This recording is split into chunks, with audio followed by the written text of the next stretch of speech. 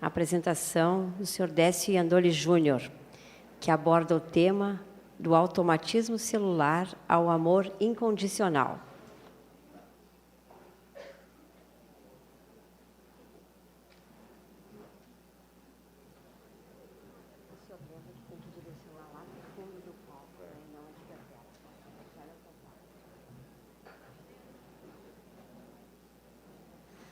Um bom dia a todos. Vamos falar um pouquinho hoje de evolução. Como alguém muito íntimo nosso já disse, a evolução se dá em dois mundos. Não sei se já ouviram falar sobre alguma coisa a esse respeito. Mas ela se dá em dois mundos porque nós somos seres transdimensionais. Nós vivemos, enquanto encarnados, nós vivemos pelo menos em duas dimensões diferentes, na dimensão física e na espiritual. E o que acontece na dimensão física interfere na dimensão espiritual, e o que acontece na dimensão espiritual interfere na dimensão física. Nós existimos e coagimos, coexistimos e interferimos mutuamente nos dois mundos. E como nós estamos nesses dois mundos, as coisas que acontecem aqui, no plano físico, nos influenciam diretamente no nosso aprendizado, no plano espiritual. E o que acontece, o nosso estado espiritual, determina o nosso estado físico. Então, as coisas acontecem juntas. Mas, da mesma maneira que a gente pode observar, e a biologia já mostra muito bem isso para a gente, a evolução biológica, a gente falou alguma coisa sobre isso ontem, a doutora Malene falou. Então, a gente tem todo o conhecimento científico que mostra a competição, determinando a permanência ou não de características genéticas, como o Darwin colocou, o Wallace. Mas também algumas observações, como a de Lamarck, que tinha sido abandonada e agora está sendo retomada com a epigenética, de que a função faz o órgão. Quer dizer, a observação do que está acontecendo fisicamente tem que ter uma determinação prévia, e essa determinação era atribuída ao acaso. E o acaso não existe. Então, o cientista que acredita que alguma coisa aconteceu do nada, sem causa, não é um cientista. Porque o homem da ciência é aquele que quer saber as causas, e ele acredita que tudo tem uma causa, que nós observamos efeitos das coisas. Então, tem uma maneira da gente avaliar a evolução, e os espíritas são intrinsecamente evolucionistas. O que a gente fala o tempo inteiro? É da evolução, da evolução, da evolução. Só que a gente pensa na evolução do espírito, e a gente, às vezes, não se dá conta que essa evolução do espírito leva à evolução do corpo físico. E do mundo que está ao nosso redor também. Porque nós construímos esse mundo que está aí. Apesar da gente, como a gente falou ontem, sempre estar terceirizando as culpas, a gente faz parte desse processo de construção.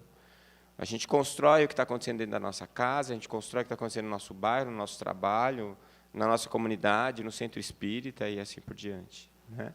Então, a minha fala hoje ela é voltada para a parte da evolução que vai se dar lá, no plano espiritual, que é a parte que vai ser determinante para o que está acontecendo aqui, na parte física. Então, quando eu era moleque, a gente queria chamar alguém de burro, a gente falava que tinha QI de ameba. Não sei se vocês... O Gelson falou do QI ontem. Se a ameba tem QI, ela tem um automatismo celular. Na verdade, é um ser encerrado em uma única célula. Tem lá a sua membrana, tem as suas estruturas intracelulares, e existe uma maquinaria biológica, automática, que faz com que essa célula possa viver, se alimentar, excretar os catabólitos e se reproduzir. Então, essa família de amebas, ela tem lá os seus pseudópodes, e ela, através da sua membrana celular, ela entra em contato com o meio ambiente, e ela vai identificar partículas que são apetitosas e que ela vai fagocitar e transformar em alimento, ou elementos que possam ser nocivos, que ela vai se afastar e vai tentar evitar aqueles elementos. Então, a gente pode dizer que ela é inteligente? Conceitualmente, não. Aliás, o Gelson me ajudou bastante na palestra dele ontem, ele trouxe o conceito de inteligência. Então, conceitualmente, não. A gente pode dizer que é instinto? A gente vai ver daqui a pouquinho que não também. É um automatismo celular, é alguma coisa que existe dentro dessa condição biológica que ela existe, né? Bom, no processo evolutivo, o que vai acontecer é que estas células, esses seres unicelulares, eles vão acabar percebendo que, se associando, eles têm mais vantagem no meio, né? E, no processo, no crescimento da escala filogenética, né, na evolução das espécies, a gente sai dos seres unicelulares, a gente vai bater nas esponjas, sabe, esponja do mar? Esponja do mar é isso aqui que vocês estão vendo, ó. Cadê o indivíduo aqui? Difícil, né? Por isso eu trouxe um ilustre representante das esponjas do mar, que é o Bob Esponja, que foi idealizado. O desenhista do Bob Esponja é biólogo marinho, não sei se vocês sabiam disso, né? E ele queria fazer um desenho animado, e o herói dele, ele queria que fosse o mais humilde e primitivo dos mares. Ele pegou uma esponja. Como é que ele ia transformar isso aqui num personagem de desenho? Então, ele pegou uma esponja de cozinha e botou uma calça quadrada nela e está valendo, né? Mas o interessante das esponjas do mar é que é um indivíduo pluricelular, mas todas as células são exatamente iguais. Não existe diferenciação celular. Não existe a especialização das células, aquelas células que vão adquirir uma função específica. Então, é mais ou menos como se fosse uma comunidade bem pequena, né, uma vila, onde as pessoas que moram lá se ajudam, mas elas não têm uma especialidade. Todo mundo, mais ou menos, faz a mesma coisa. Quando a sociedade começa a ganhar complexidade, as pessoas vão adquirindo especialidades. E vai se adquirindo também uma codependência, não é? Então, se você mora em Porto Alegre e quer tirar o leite diretamente da vaca, eu não sei se vai conseguir deixar a vaca na sua vaga de garagem. Se os vizinhos vão deixar que isso aconteça, para você descer todo dia e ordenhar a vaca para pegar o leite, não é? Então, você vai ter que ter alguém que traga o leite para você, alguém que traga o queijo para você. Você pode até querer fazer o pão, mas é mais fácil atravessar a rua e comprar na padaria. E assim por diante, né? Isso acontece no crescimento da sociedade. Quanto mais complexa ela vai se tornando, ela vai ganhando muito mais capacidades, especialização, né? Então, se você quiser comer um sonho e você morar numa vila pequena, talvez você não consiga ninguém que saiba fazer aquilo lá, ou não encontre os ingredientes necessários para fazer, né? Agora, se você estiver morando numa cidade grande, você consegue facilmente um lugar para você comprar isso. Então, você ganha a especialidade, você ganha funções diferentes, mas você também aumenta a dependência dos indivíduos uns dos outros, né? Se tiver uma greve de lixeiro, vai ser um caos na cidade. Então, porque muita gente depende do trabalho daqueles profissionais. E é assim que a coisa vai andando, né? Esse ganho de complexidade. E aí, voltando no Bob Esponja, você vê que o desenho animado é bem sugestivo. Eu não consegui colocar junto aqui o Plâncton. O Plâncton é o maior vilão da história, e ele é um ser unicelular. Depois vem o Bob Esponja, depois vem a Estrela do Mar, que é o Patrick, e eu não sei se vocês assistem o desenho, ou assistiram, né? Ele é ingênuo, o Bob Esponja é ingênuo e puro. O Patrick, ele também é ingênuo, é meio burrinho, mas ele não é muito puro, não. Às vezes, se ele precisar sacanear o Bob Esponja, ele sacaneia, né? Ele é amigo peronomútil, né? E aí depois vem um molusco, né? O Lula Molusco, já mal-humorado, já entra em contato com algumas realidades, é mais inteligente, mas bem mais infeliz. E aí depois tinha que vir os mamíferos. Como é que ele vai colocar um mamífero na fenda do biquíni? Fenda do biquíni é o lugar, né? Aí ele não teve dúvida, colocou um esquilo dentro de uma roupa de astronauta e está lá, que é a Sandy, que é a mais esperta e inteligente.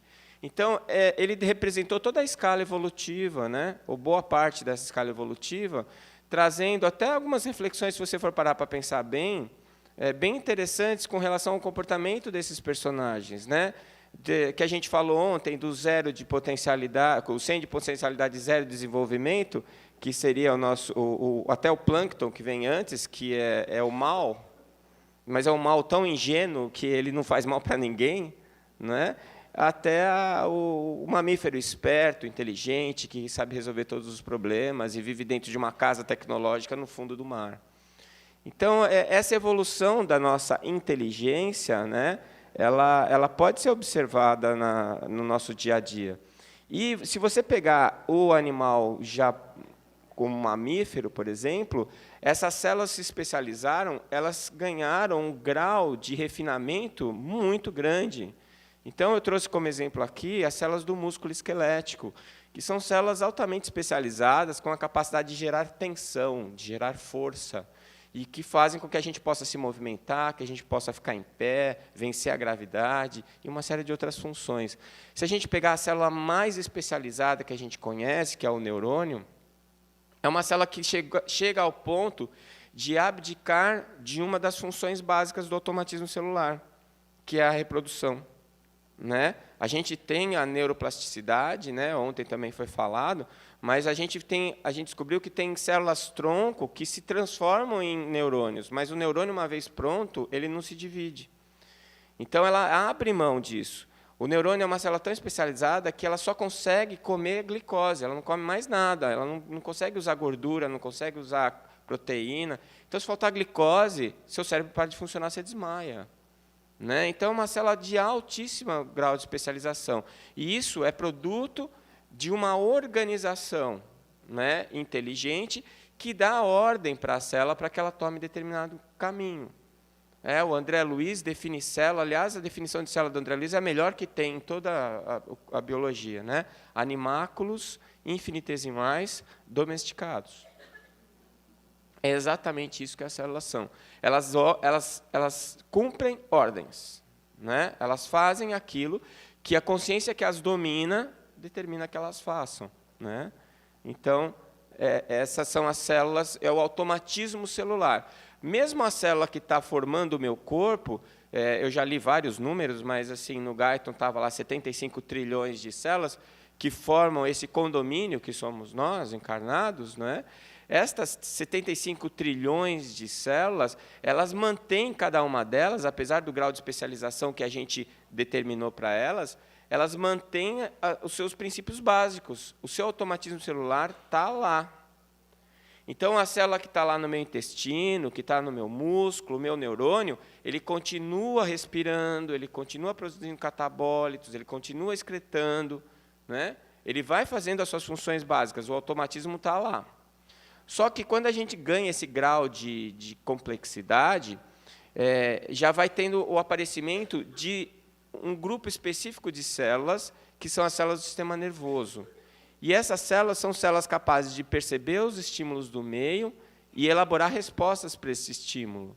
E aí, esse processo de aperfeiçoamento, esse ganho de funções específicas, ela acaba fazendo com que o indivíduo comece a ter alguma forma de elaboração das respostas. Não é mais automático, como era na célula, né? Que a célula, independente do que está acontecendo no meio, ela funciona daquele jeitinho dela. Agora, não, já tem alguns comportamentos que eu posso disparar em situações específicas. E isso é o instinto. Né? São comportamentos herdados, são padrões de comportamento herdado, de resposta. Né? E sempre há certos tipos de situação ou características determinadas da espécie. Então, aquela espécie, diante daquele estímulo, responde do mesmo jeito. Né? O instinto, esses padrões aprendidos, né, eles são transmitidos geneticamente. Existem vários trabalhos que sugerem fortemente que o RNA faz isso. Né? O ácido ribonucleico, ele faz a transferência da memória celular. No livro do Dr. Hernani Guimarães, tem a reencarnação no Brasil, ele descreve um trabalho bem interessante que foi feito com planárias. Né? Planária é aquele bichinho que parece vesgo, assim, a gente olha, eles têm os ocelos, parece que ele está vesgo. E eles cortaram, quando os cientistas, eles treinavam as planárias para se alimentar, colocavam num Y, colocavam a comida do lado direito e não colocavam nada do lado esquerdo. E elas aprendiam que é o lado direito que tinha comida, elas iam sempre para o lado direito. Você vai treinar planária, deve ser uma profissão interessante. Aí, quando as planárias estavam treinadinhas para ir sempre para a direita, ele cortava as planárias.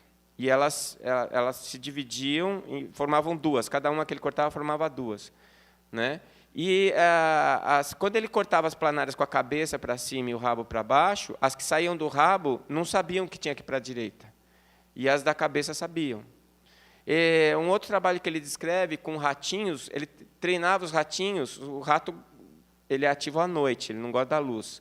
Então, ele colocava a luz e umas casinhas escuras para os ratinhos ficarem. Os ratinhos iam para a casinha para ficar lá no escuro. Aí ele colocou um choquezinho. O ratinho não conseguia ficar na casinha porque ele tomava choque, ele saía.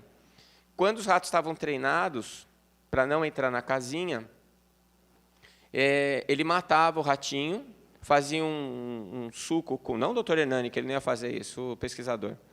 Fazia um suco com o sistema nervoso central e injetava em ratinhos que nunca tinham sido treinados. E aqueles ratinhos que não tinham sido treinados passavam a se comportar como os ratinhos que tinham sido treinados. Eles tinham medo de entrar na casinha. Quando colocava uma enzima, uma RNase, que destruía o RNA, antes de injetar nos ratinhos novos, eles não adquiriam um comportamento. Então, é uma pesquisa bastante interessante que fala da herança, do comportamento transmitida celularmente, geneticamente, né? E tem a ver com esse padrão de comportamento automático. Então, o instinto ele é basicamente um padrão de comportamento responsável pela autopreservação, né? Quem é que está lutando pela vida aqui? O gamo ou a chita? Os dois, né? Os dois. Aliás, eu estava assistindo outro dia no canal educativo, como a vida da chita é dura. Como é dura, né? Ela gasta muita energia, se ela demora muito para pegar a presa, quando ela pega a presa, ela está exausta, ela não consegue comer, ela precisa esperar. As hienas sabem disso e ficam na cola da chita. Quando a chita pega uma presa, elas vão lá e tomam a presa da chita, porque a chita não consegue reagir. Né? E como ela precisa comer muito, você vê que ela é bem magrinha, né? Então, a vida dela não é fácil, né? Não é fácil. Então, mas você tem aqui dois comportamentos automáticos de sobrevivência. Agora, tem uma coisa que nunca ninguém parou para pensar, eu, como gastroenterologista, tenho um interesse direto. Não existe zebra com úlcera. Eu perguntei para o gastroenterologista dela, ele me falou. Os animais, apesar da vida dura que eles levam, eles não ficam remoendo situações possíveis. Então, se a zebra está lá pastando, ela está pastando. E está feliz da vida dela. Agora, se ela sente o cheiro do leão, aí ela se liga, derrama adrenalina, vê para que lado que está vendo o cheiro, corre para o outro. Ela toma uma atitude efetiva para preservar a vida dela. É um padrão automático, isso é instinto. Mas quando ela está pastando, se não tiver cheiro de leão, ela não fica pensando, será que vai aparecer um leão? Será? Será que vai aparecer um leão? Então não tem úlcera. Eu não devia estar contando isso para vocês, porque o que me sustenta é isso, né? Mas, de qualquer maneira, vale a dica, né? Então, eu vejo o instinto assim, como se fosse aquele botão vermelho. Em caso de emergência, aperte o botão. Não é? O problema é que nós nos acostumamos a ficar apertando o botão o tempo inteiro. Assiste o Jornal Nacional, você aperta umas 50 vezes o botão. Eu assisto propaganda política, eu saio com dor de estômago, eu já tomo um omeprazol antes. Na verdade, aquela situação que era só no momento de crise, a gente acaba gerando isso, porque a gente fica inventando, entre aspas, situações. Né? Isso já é algo que vai além do instinto. Né? Se não fosse o instinto, a gente poderia ter uma situação como essa. O cara está sendo comido pelo tubarão e... Né? o Darwin mostrou isso para gente. Se um dia nasceu um coelho que não tinha medo da puma, ele não deixou descendentes. Né? Então, o medo ele faz parte da nossa autopreservação. Então, do mesmo jeitinho que as células que estão formando nosso corpo ainda têm o automatismo celular delas, apesar da gente já estar desenvolvendo, nós somos seres inteligentes, como disse o Gelson ontem, apesar de muita gente não ter se dado conta disso ainda, mas nós somos seres inteligentes, mas os nossos instintos estão lá. Como o automatismo celular está lá. Então, a gente tem que perceber o seguinte, que o processo evolutivo ele vai construindo coisas novas em cima daquelas coisas iniciais. É como se você tivesse um prédio de 10 andares e você quisesse que o primeiro andar desaparecesse. Não vai desaparecer. O primeiro tijolo que você pôs, a primeira fundação que você pôs no prédio, mesmo que o prédio tenha 50 andares, está lá, fazendo aquilo que ela estava fazendo desde o primeiro momento. Né? É claro que o crescimento do prédio faz com que você ganhe essas particularidades, essas possibilidades que são trazidas pela complexidade que vai se amontoando. Mas as funções básicas elas não são perdidas. É por causa delas que você conseguiu chegar nas mais complexas. Né? Então, o instinto ele é basicamente egoísta. E a gente vê isso também na escala filogenética. Tem uma boa parte dos peixes, eles se reproduzem assim. O peixinho encontra a peixinha, ele pisca para ela, mas ela não enxerga, porque a membrana palpebral deles é transparente. E aí eles começam a namorar, ficam nadando um do lado do outro, ficam excitados, ela põe os ovos na água, ele elimina os gametas na água, acabou a paixão, cada um vai para o seu lado. E os ovos são fecundados na água e ficam abandonados, né, para ver se vai dar certo, porque eles ficam absolutamente abandonados. O que acontece? Alguns nascem, outros não. Os que nascem, alguns sobrevivem, outros não. Então, para você garantir que tem algum descendente, são 400 mil ovos, 200 mil ovos. Por quê? Porque vai morrer a maioria. Porque não existe nenhuma maneira, nenhum mecanismo de preservação desses ovos. Né? Então, o número de descendentes é grande. Em compensação, se você for chegar nos mamíferos, né, a gente já lembrando lá da Sandy, você pegar uma loba, por exemplo, ela tem um número menor de descendentes. Né? Aliás, essa ninhada dela foi bem grande aqui, porque ela, às vezes, 2 ou 3 filhotes, em média. Mas ela tem um comportamento de preservação. E o interessante é que esta fêmea, que teve os filhotes, o instinto de preservação dos filhotes é mais forte que a autopreservação dela. Isso já é uma coisa interessante da gente analisar, porque, apesar da gente falar que é instinto, esses animais são inteligentes já. E a inteligência já está trazendo um comportamento que suplanta o instinto de autopreservação dela.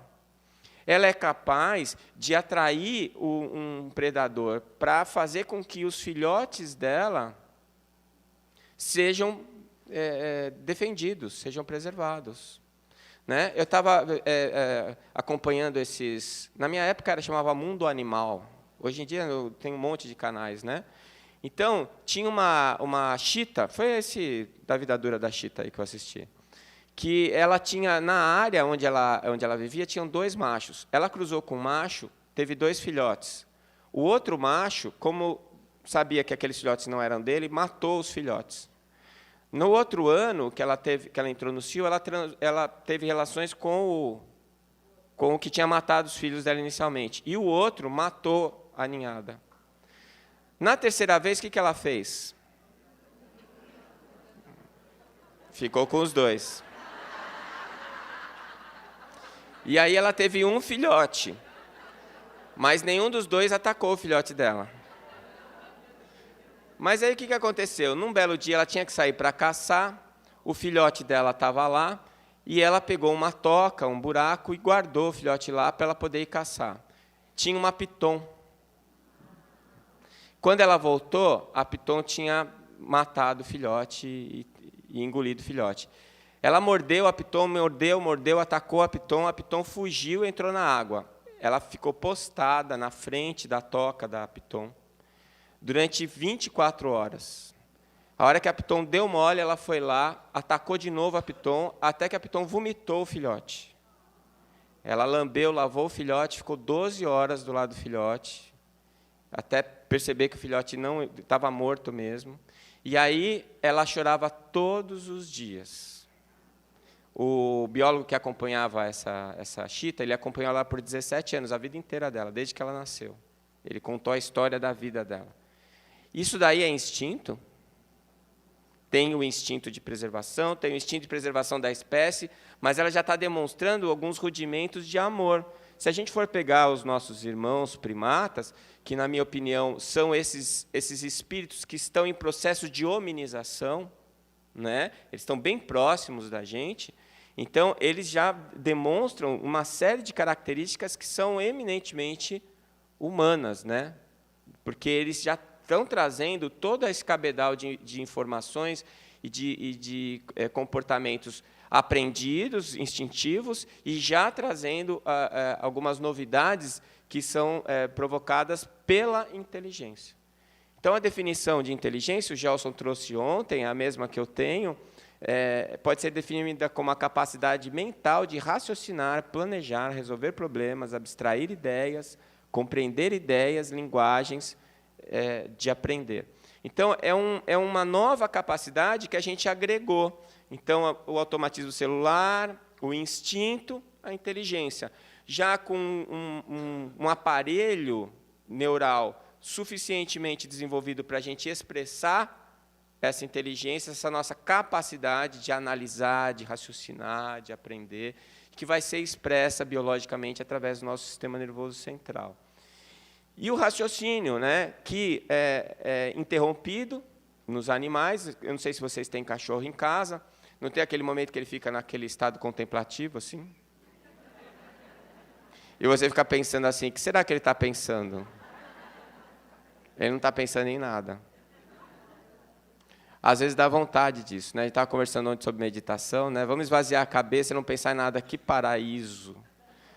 Eu vou entrar no grupo de meditação assim que eu chegar em Campo Grande, isso é a primeira coisa que eu vou fazer, para ver se eu consigo parar de pensar por alguns segundos, né?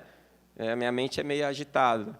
Então, o cachorro, ele pensa, depois ele para de pensar, ele pensa, depois ele para de pensar. Então, isso traz alguma dificuldade de encadear ideias mais complexas, né? O ser humano, o ser hominal, ele já tem raciocínio contínuo. E o que a gente não consegue fazer com isso, né? Quem sabe usar isso, né? Porque às vezes você pode ter um negócio e não usar.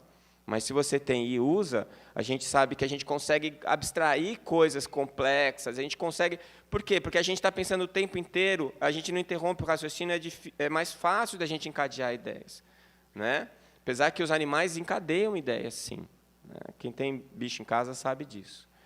Então, a inteligência, ela não anula o instinto, mas ela subjuga, hierarquiza, como aconteceu com o automatismo celular. Então, a gente pode observar alguns comportamentos que são bem típicos nos animais e que a gente repete, mas a gente repete porque está lá. E, além disso, a gente ainda tem outros tipos de comportamento que são desenvolvidos pela nossa inteligência, pela maneira da gente fazer as coisas, né? Então, por exemplo, se você tem um chefe bem chato e o chefe te fala alguma bobagem, te agride, ou te faz alguma coisa bem desagradável, o que é que você faz? Pula no pescoço dele? Não, porque senão você vai ser mandado embora, você tem que sustentar a sua casa, você tem conta para pagar. Você sai dali, faz um sorriso amarelo, sai dali, vai, procura outro emprego. A hora que você conseguir outro emprego, você vai lá e esgana ele. Então, você hierarquizou o seu instinto de autopreservação, de querer pular em cima do cara, agredir ele, né? A gente tem um instinto de preservação também com a comida, a gente quer comer, né?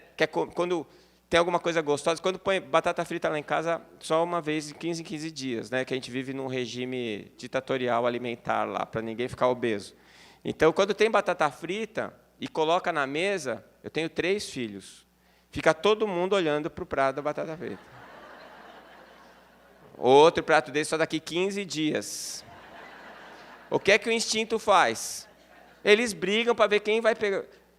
Conta o número de batatas para saber quem é que vai comer. É instinto, não é? Eu falo para eles, meninos, que comportamento horrível, dá aqui o prato. Né? Porque quem manda lá, por enquanto, sou eu. Então, isso é instinto. Instinto de preservação, de querer pegar, ficar com a fêmea mais saudável, a melhor, de querer ficar com a comida mais saudável, de garantir o lugar mais seguro, não é? É instinto. Eu não vou ofender ninguém aqui, mas por que as mulheres, a princípio, gostam dos homens mais fortes? Porque é onde está o macho que vai proteger a prole dela. Né? Só que a gente evoluiu, a natureza evoluiu, a sociedade evoluiu, e hoje, quem é o macho que garante a sua prole e o futuro da sua prole? É o bombadão? É o cara bombadão, aqui no bolso. Isso não é interesse, é instinto. Fique tranquila. Você precisa garantir o futuro da sua prole. Se ele for meio gordinho, usar óculos fundo de garrafa, não tem problema. Não é?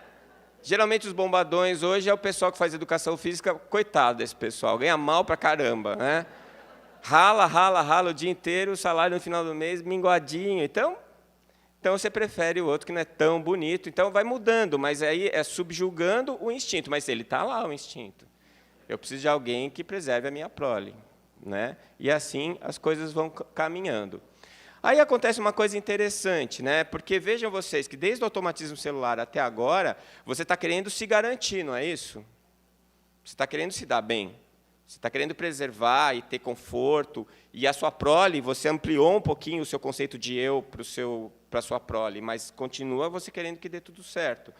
Então, na verdade, você está pouco se lixando para os outros. Né? Mas aí acontece uma coisa interessante, e que esses senhores aqui já perceberam. Né? Ele já mudou, né, esse pessoal. Mas os que substituíram ele, eu não sei se a gente evoluiu muito nisso. Né? Mas eles estavam pensando em quê? No outro? Eles estavam pensando em ajudar os menos favorecidos? É o princípio do cunhado, isso aqui. Se você se deu bem na vida e o seu cunhado não se deu bem na vida, não adianta nada, porque sua vida vai ser miserável. Porque ele vai na sua casa no final de semana, ele toma a sua cerveja, ele fica chorando as pitangas, vem te pedir dinheiro emprestado.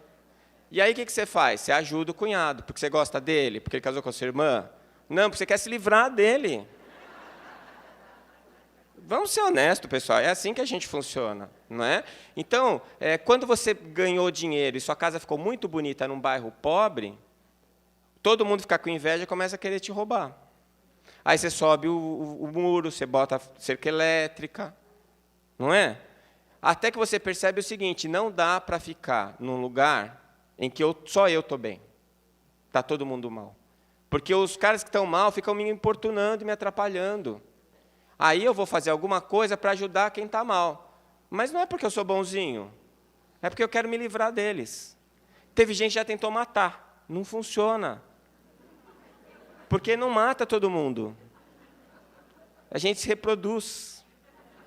Não é? Pobre se reproduz, não tem mais o que fazer, se reproduz. E aí o que acontece? Você precisa ter uma atitude de compensação. No caso dos países, se eu não dou uma ajuda mínima humanitária, a insalubridade que existe lá vai fazer aparecer doenças que ou que tinham desaparecido, ou doenças novas, ebola, AIDS, não é? E aí, o que acontece? Como lá está muito ruim, essa insalubridade e essa miséria faz com que esse pessoal migre para o seu país maravilhoso. E aí, o que acontece? Eles trazem as doenças, eles não têm qualificação profissional, eles aumentam os bolsões de pobreza, e começa a diminuir a qualidade de vida da sua casa. Então, você tem que tomar uma atitude. É muito melhor cuidar deles lá, para eles não virem para cá. E aí você começa com as ações humanitárias. Na verdade, você está percebendo, através da sua inteligência, que, apesar do seu instinto dizer que você precisa se dar bem e você querer isso, num determinado momento, você percebe que não adianta só você se dar bem, porque o outro que não se deu bem vai te atrapalhar. Você quer que ele evolua, que ele progrida, não é porque você gosta dele, é porque você não gosta dele. E aí acontece isso.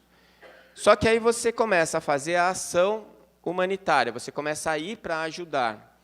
E o Sérgio Moll, o Dr. Moll mostrou isso daí no trabalho dele, foi a doutora Marlene mesmo que trouxe isso para a gente. Tem toda uma bioquímica que funciona no seu cérebro que te recompensa pelo que você está fazendo.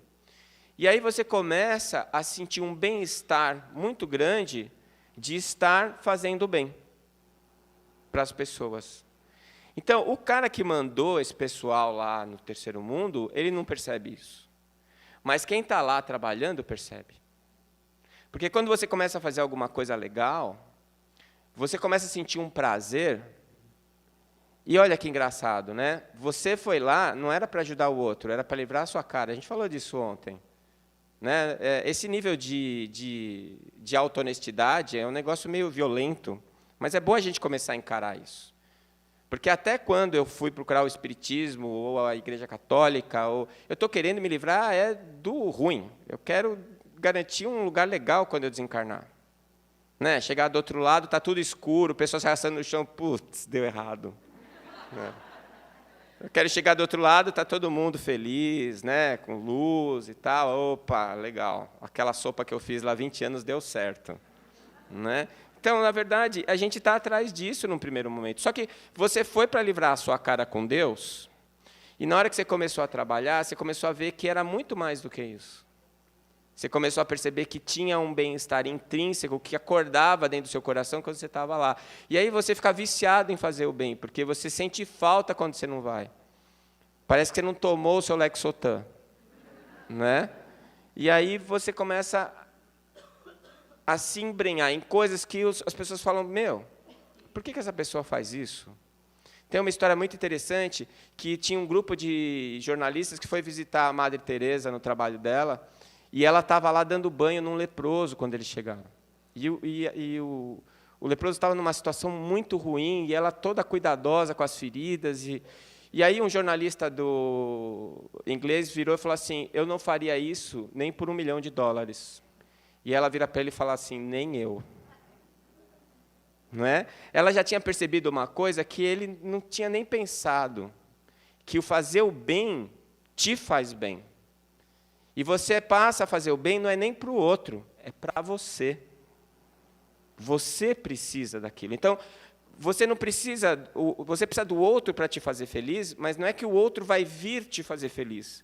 Você precisa do outro para que você possa trabalhar pela felicidade dele para te fazer feliz. É uma pegadinha de Deus isso daí. Não é? Ele te driblou e você nem percebeu. Botou no meio das suas pernas a bola, pegou do outro lado, fez um golaço e você ainda não percebeu que a bola passou no meio das suas pernas. Porque ele está através do seu interesse próprio, você começa a perceber que o seu interesse é fazer o bem para o outro, porque é a única maneira de você conseguir realmente se sentir pleno, realmente se sentir feliz. Né? E aí a gente se depara com algumas situações em que a gente não tem outra alternativa. Porque você adquire um nível de consciência do que está acontecendo ao seu redor que não te deixa outra alternativa a não ser tomar alguma atitude diante daquilo. Enquanto isso está acontecendo na televisão, enquanto isso está acontecendo longe de você, você ainda consegue um certo grau de isolamento. Mas quando isso começa a acontecer na tua frente, você não tem alternativa. Não é? Então, se antigamente as pessoas conseguiam passar, né? Teve um caso que aconteceu na China, de uma pessoa que infartou, caiu na rua, as pessoas passavam do lado e não faziam nada, ninguém nem olhava para ela, demorou não sei quantas horas para alguém chamar a polícia para ver que a mulher tinha morrido. Né? Eu acho, aliás, eu assisti um vídeo outro dia no YouTube que mostrou isso, nós aqui no Brasil somos incapazes de fazer isso. Eu acho, sinceramente. Eles pegaram uma câmera da Praça da Sé, em São Paulo, que é, teoricamente, um lugar que ninguém está olhando para o outro, que é uma câmera de segurança, e eles mostraram as cenas em que as pessoas se ajudam. Eu não sei se vocês assistiram isso. É emocionante. Coisas assim, da pessoa parar o carro para ajudar o outro, de tomar uma atitude que ela está parando a vida dela para ajudar o outro. Isso é caridade. É o óbolo da viúva. Eu estou parando a minha vida por causa da vida do outro. E por que eu faço isso? Porque eu percebi que isso é fundamental para mim. Porque eu percebi que é o caminho mais seguro para eu ser feliz. Para eu me sentir bem comigo mesmo. Para eu me sentir harmonizado com o ambiente, com o mundo onde eu vivo. Isso é a evolução da minha consciência, de mim mesmo e do mundo em que eu vivo. Isso é inteligência elevada a uma outra potência, a um outro patamar, diferente da capacidade de cálculo, diferente da capacidade de abstração de conceitos difíceis, complexos. Nesse momento eu estou percebendo a minha inteligência em relação a quem eu sou e ao mundo onde eu vivo. E aí você vai ter o bem-estar de perceber que você foi capaz de gerar bem-estar. A gente está... Eu recomendo a todos, quem quiser, entrar na internet e procurar um site chamado Fraternidade Sem Fronteiras. É um grupo que partiu de um centro espírita de Campo Grande e eles têm 3 creches na África, em que eles cuidam das crianças de lá. Fala, mas vai para a África? Pois é.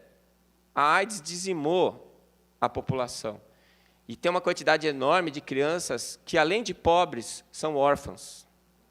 E que vivem sozinhas em barracos. Crianças de 10, 12 anos vivem sozinhas em barracos. Totalmente desprovidas de qualquer assistência governamental. E aí o Wagner foi lá, viu essa situação, juntou um grupo de amigos e fizeram uma creche numa aldeia. Agora já são 3 aldeias, são mais de 600 crianças que são atendidas. É isso, o Wagner virou um viciado em ajudar. Ele não consegue não ir. E ele vai contaminando as pessoas que estão ao redor dele com isso daí. Você pode adotar a criança, você tem a foto da criança, quem ela é, quantos anos ela tem, e você adota essa criança, você dá R$50 por mês, com R$50 por mês, ele dá 2 refeições e um lugar para essa criança dormir. Além disso, ele contratou professora, ele alfabetiza essas crianças, elas têm atividade, elas saíram da miséria absoluta. Isso é a inteligência elevada a uma outra potência. E o que o Wagner quer? Que todo mundo fala, nossa, como esse cara é legal. Não tem uma foto dele, não tem nada. Ele é um cara enorme de espírito, porque ele tem o meu tamanho, é um cara super simples, anda sempre na boa, com um sorriso no rosto de quem está muito feliz. É uma drogadição do amor. Ele é um dependente de ajudar os outros. Essa situação é a situação em que você já não precisa do reconhecimento do outro. Se você não precisa do reconhecimento do outro, você está livre. E aquilo que você dedica ao outro não exige condição, é incondicional. Chegamos lá. Esse é o tal do amor incondicional.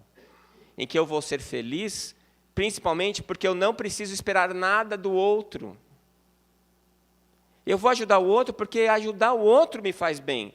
Se o outro não ligou, não percebeu, tanto faz. Aliás, num determinado momento, o reconhecimento do outro te atrapalha, te incomoda, porque não é isso que você quer. Você quer a chance de ajudar ele, só, mais nada. Porque é isso que te faz feliz, isso que te traz o bem-estar. Então, no final, a gente descobre que fazer o bem faz bem para a gente antes de fazer o bem para o outro. É a pegadinha de Deus, o egoísmo te leva ao altruísmo.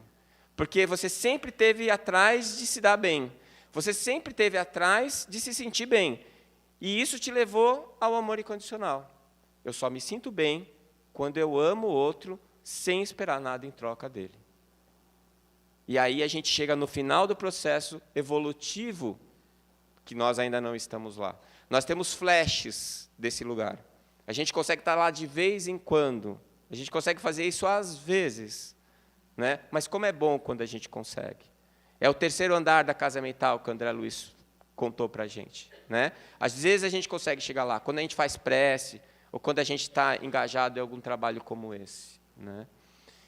Então, o amor incondicional é o último degrau na evolução da inteligência. Saímos lá do automatismo celular, da amebinha, e vamos chegar nessa percepção de que eu preciso do outro, mas não para ele me fazer feliz, para eu fazer ele feliz. Tem um atalho, né? Eu andei fazendo uma reflexão e eu percebi o seguinte, que a gente precisa ter metas para viver, mas a gente tem que abolir as expectativas. A expectativa é uma coisa tua, ela não é do outro. A expectativa é o que você espera do outro. Então, você gera uma expectativa que o que você acha que o outro tem que ser para você. Isso é falso, é uma ilusão. E aí o que acontece? Acontece que quando você percebe que o outro não é o que você imaginou que era para ele ser, você se ofende, você se magoa. É a história do príncipe encantado. Você pode beijar qualquer sapo que você encontrar, não vai virar príncipe. Mas o príncipe que você casou vai virar sapo. No primeiro dia que você acordar e for beijar ele e estiver com mau hálito, já é o sapo. Né? Quantas vezes, isso parece brincadeira, mas é verdade. Quanta gente eu já ouvi falar, o que você espera da sua vida? Eu estou esperando alguém que vai me fazer feliz. Filha, vai dar escara no glúteo. Não tem ninguém que vai te fazer feliz. É você a pessoa que vai te fazer feliz. E quando você encontra o cara que você acha que é o cara dos seus sonhos, é uma questão de tempo para ele te decepcionar. Não porque ele é ruim, porque você colocou ele num patamar fictício. É expectativa. Não é? Tem aquele Friends, tem um episódio em que a Mônica atende um cara que estava no metrô desacordado. E ela ajuda ele, leva para o hospital, o cara fica em coma um tempão. E era um cara bonitão. E ela começa a visitar eles. Alguém assistiu esse episódio? Ela começa a visitar ele e acaba levando a Phoebe para visitar também. Você vê que eu assisto televisão, né? Aí elas se apaixonam por ele. O cara está em coma. Mas ele é bonito pra caramba, né? E aí elas começam a criar as expectativas sobre quem ele era, o que ele era. Elas brigam as duas, porque elas ficam falando que ele ama uma ou ama a outra. Um belo dia, o cara sai do coma. E elas correm lá, para saber quem é que ele amava, afinal de contas. Ele era gay.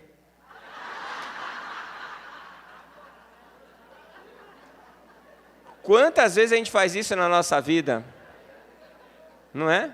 Aquele emprego, aquele amigo. Não, quando eu comprar aquele carro, quando eu tiver a minha casa. Isso é expectativa. E a expectativa, ela é uma ilusão que gera frustração. A frustração leva à decepção, isso dá raiva. Porque como é que esse cara não é aquilo? Ele me enganou. Não, foi você que se enganou. Foi você que se enganou. Eu estou falando sempre como sendo a mulher, porque as mulheres são mais românticas. Elas têm mais essa coisa da idealização. Né? O homem não tem essa parte do cérebro que faz essa... Ele é bem mais objetivo, nós nos livramos disso. Né? A evolução trouxe essa característica. Ou então está faltando, né? Nós vamos chegar lá, não sei. O Y, dizem que o Y é o X sem uma perna, né? A perna vai crescer um dia, vamos lá. Vamos ser Então, isso provoca mágoa, né? E nos faz infeliz. Então, o problema é viver com expectativa. Esse é um desafio. Faz uma lista dos seus problemas, só os básicos. Eu já fiz isso daí. O que é que me trazia... O que me incomodava? As coisas que me deixavam mais chateado, mais triste, mais preocupado, as coisas que ocupavam a minha mente. Tudo expectativa. 100% no meu caso. Eram coisas que eu esperava de pessoas ou situações que eu absolutamente não controlo. Não adianta eu esperar que a minha vida dependa do que está acontecendo fora do meu campo de ação. E qual é o meu campo de ação? Eu mesmo. Acabou. Mais nada. É simples assim. Então, eu estou planejando o futuro, não sei o quê, bibibi. Acontece alguma coisa, eu morro, acabou. Não é? Tantas coisas que a gente considera tão seguras, tão verdadeiras, tão sólidas, e que mudam de um dia para o outro. Né? Eu fui funcionário público tanto tempo e falava assim, tem que ter um emprego público por causa da sua aposentadoria. E bibibi, blá, blá. Eu era infeliz no meu emprego público, cheguei à conclusão que se eu chegasse no final da minha carreira e precisasse daqueles R$2.000 da aposentadoria do emprego público, tinha sido tão desgraçada a minha vida que ia fazer pouca diferença a aposentadoria. Eu preferi viver melhor, trabalhando onde eu gosto, do jeito que eu gosto, e em vez de ficar pensando no que vai acontecer daqui 50 anos, que eu não sei se eu vou chegar lá. Expectativa para tudo. Então, transforma a expectativa em meta. Olha, é difícil, quase impossível. Mas, pelo menos, você tomar ciência do que é expectativa, já facilita, porque você não vai se frustrar tanto assim. Não é? Porque, quando vem a frustração, o que acaba acontecendo é que você vai precisar do perdão. Lembra? A gente falou ontem. O único antídoto para a culpa é o perdão. Então, se eu me sinto culpado, ou se eu acho que o outro é culpado, eu vou ter que desenvolver o perdão. Então, o Chico falou isso, né? O perdão é necessário para quem não sabe amar. E é verdade. Porque se eu amo incondicionalmente, eu não espero nada de volta, eu não tenho expectativa, eu não me frustro, não preciso usar o antídoto. Eu simplesmente amo. Né? Então, quando você chegar lá, por isso que eu falo, né, do Deus antropomórfico. Deus vai te perdoar. Não vai te perdoar, porque Ele não te acusa. Ele não fica chateado com você. Ele sabe quem você é. Ele sabe que você vai pisar na bola. Ele sabe disso. É igual você com o teu filho. Quantas e quantas vezes teu filho faz coisas erradas, você vai lá e limpa. Né? O Madeira falou agorinha aqui, a criança vomitou, você ficou ofendido? Não, poxa, é criança, está passando mal. Né? Você não fica ofendido porque ela vomitou em você. E é assim. Na verdade, quando você consegue acordar em você o amor incondicional, você deixa de precisar perdoar, porque você não se ofende, você não se magoa. Né? Nós vamos chegar lá. Tenham fé. Então, a conclusão. Muitas vezes, as pessoas são egocêntricas, ilógicas, insensatas. Perdoe-as assim mesmo. Se você é um vencedor, terá alguns falsos amigos e alguns inimigos verdadeiros. Vença assim mesmo. Se você é honesto e franco, as pessoas podem magoá-lo. Seja honesto assim mesmo.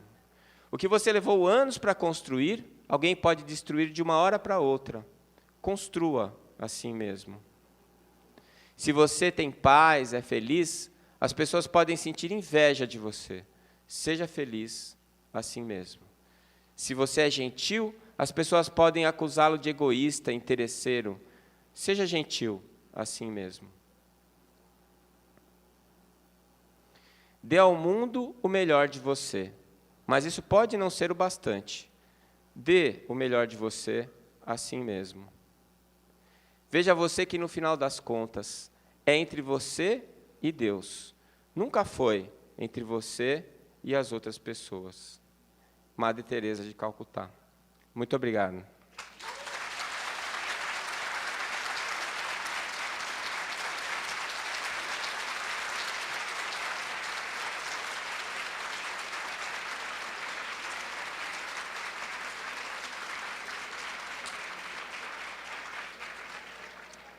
Nós agradecemos a